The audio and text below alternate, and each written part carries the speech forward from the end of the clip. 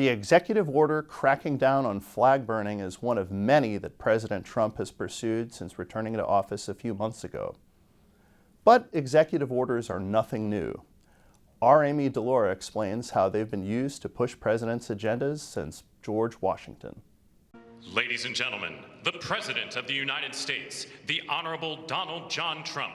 In the 6 months since his inauguration, President Donald Trump has implemented many substantial executive orders, transforming American foreign and domestic policy. That's a big one. A lot of big ones, huh? Just last month, he nationalized the Washington, D.C. Metropolitan Police Department. Washington, D.C. should be one of the safest, cleanest, and most beautiful cities anywhere in the world. And we're going to make it that. We're going to make it safe. We're going to make it smart. We're going to make it beautiful. And ordered the Justice Department to consider burning the American flag a crime. Because the people in this country don't want to see our American flag burned and spit on. He redesigned American foreign policy through tariffs and actions on immigration. Birthright. That's a big one. As with everything about this president, his actions have provoked strong reactions.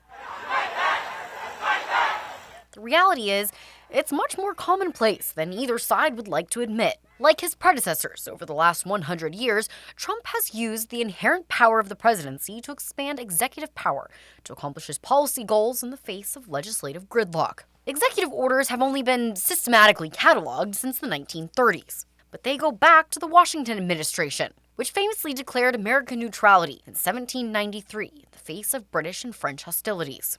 The early origins of direct action speak to inherent powers that the president possesses. The first and most significant is his constitutional authority. Article 2 is short and vague, with a few key clauses that have been the basis for sweeping claims of presidential power. Congress has also given the president statutory authority, usually happy to unload it on the president, as it foists upon the executive the responsibility for failure. The president is on his strongest ground when these two authorities intersect. Most controversially, presidents have also claimed an inherent power to act unilaterally, such as Abraham Lincoln's suspension of habeas corpus during the Civil War, or Teddy Roosevelt's intervention in the 1902 coal strike, or in 1952 when the Supreme Court struck down Harry Truman's seizure of steel mills. Thus, Trump rewriting the nation's international trade laws with a single executive order, dramatic as it is nothing new.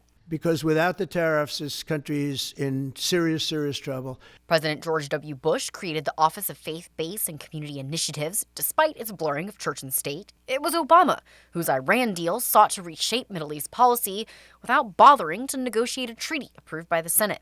And it was Biden's decision not to enforce the nation's immigration laws that brought tens of millions of people into this country illegally. The reality is, Trump is expanding executive power from an already vast foundation of presidential prerogative. No wonder the ratchet of executive authority has moved in only one direction over the last century.